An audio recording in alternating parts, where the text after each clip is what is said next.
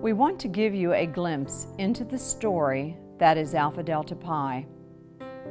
It is impossible in this short time period to tell her whole story, but during this presentation, you will see some of the faces and places that have been a significant part of an organization that has thrived for more than 160 years.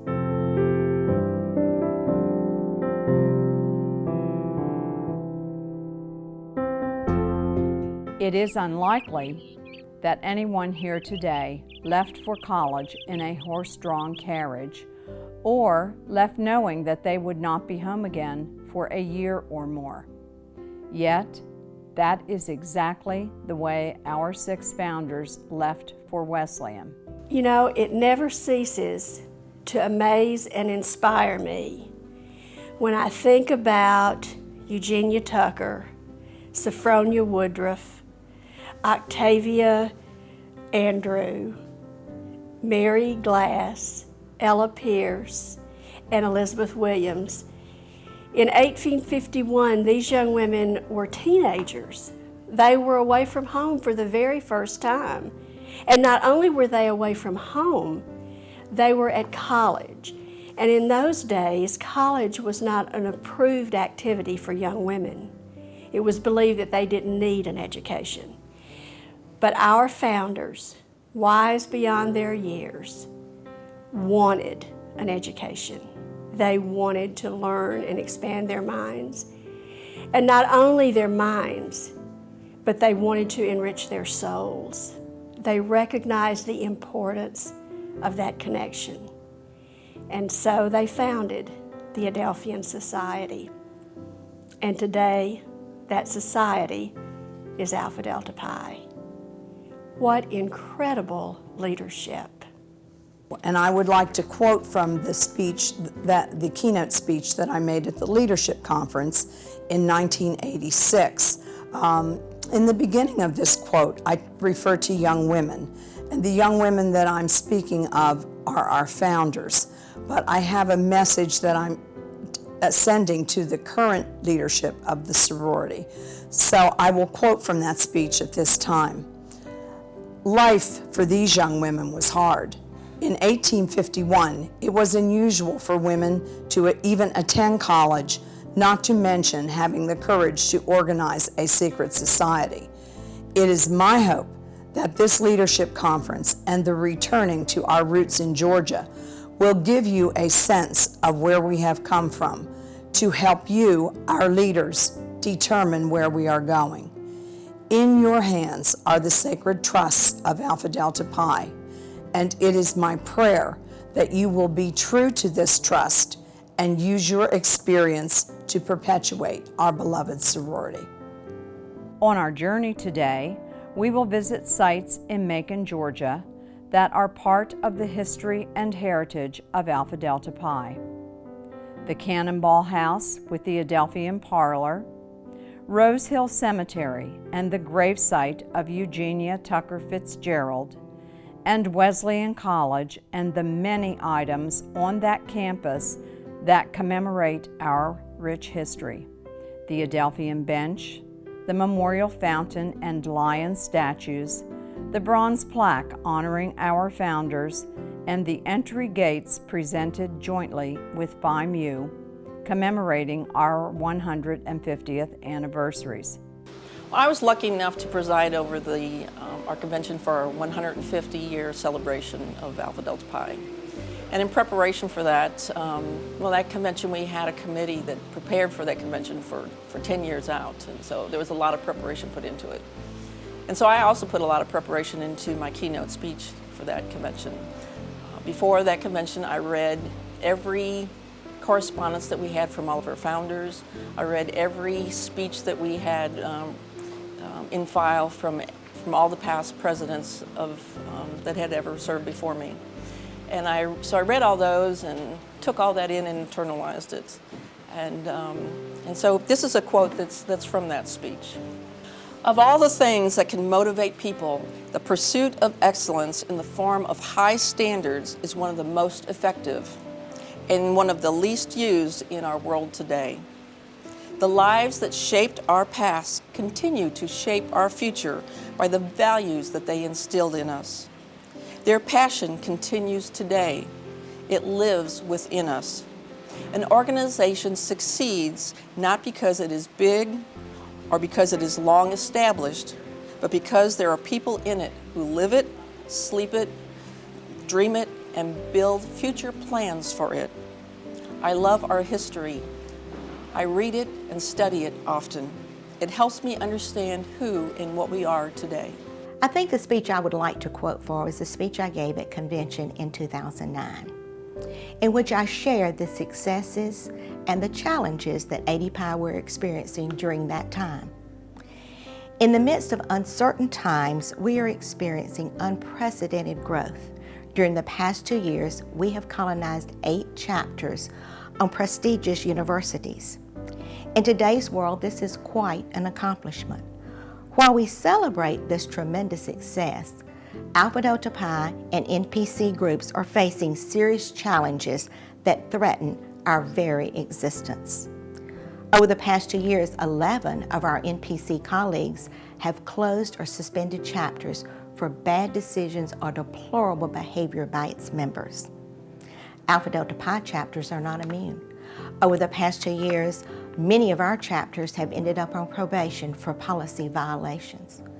Alcohol or hazing or both were usually involved. And I'm sad to say, after fighting it for years, hazing is gaining ground. International officers, Grand Council members, advisors, and staff have spent way too much time dealing with these senseless behaviors that have no place in Alpha Delta Pi. It must stop, or we may cease to exist, and institutions are not going to continue to tolerate this. Is this the legacy that you, as collegiate members, want to leave for Alpha Delta Pi? I challenge you as leaders to be leaders and to stop this senseless behavior. Work along with your international officers, your Grand Council members, your advisors, and your institutions to eradicate this senseless behavior and make ADPI the first, finest forever.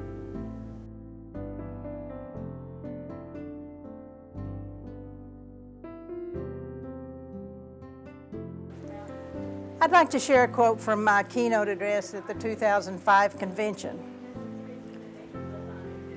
I said, Alpha Delta Pi is a community.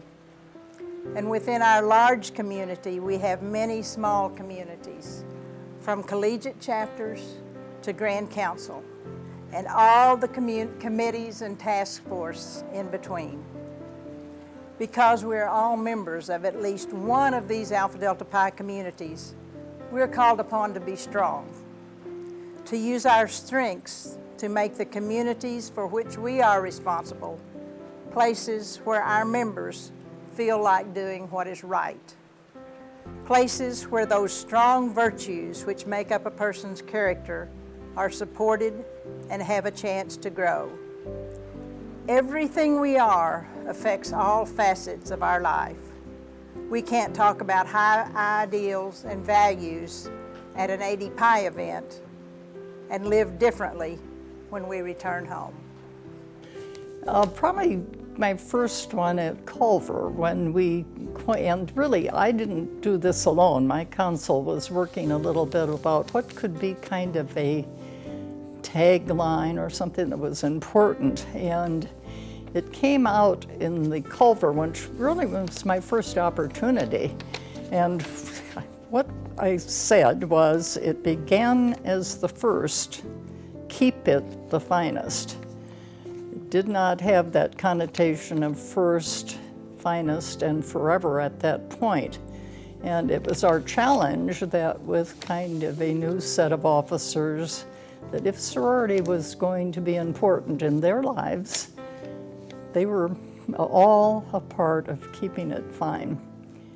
And I've kind of enjoyed that as a thought. I still believe that no one person is responsible for carrying the sorority to where it deserves to be.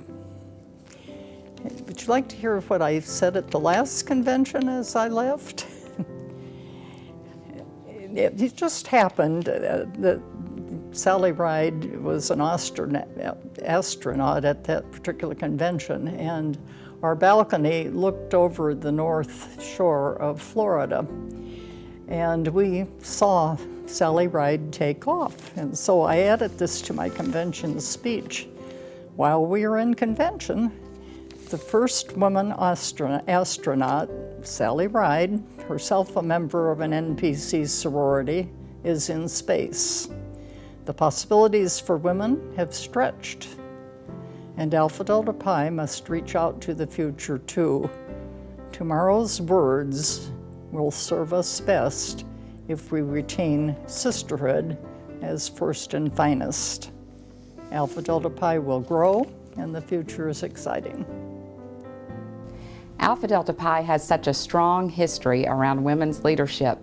When I think about our founders and what they were able to accomplish as very, very young women, away from home without the support, direct support from their parents that all of us have today, it is truly amazing and so inspiring to me.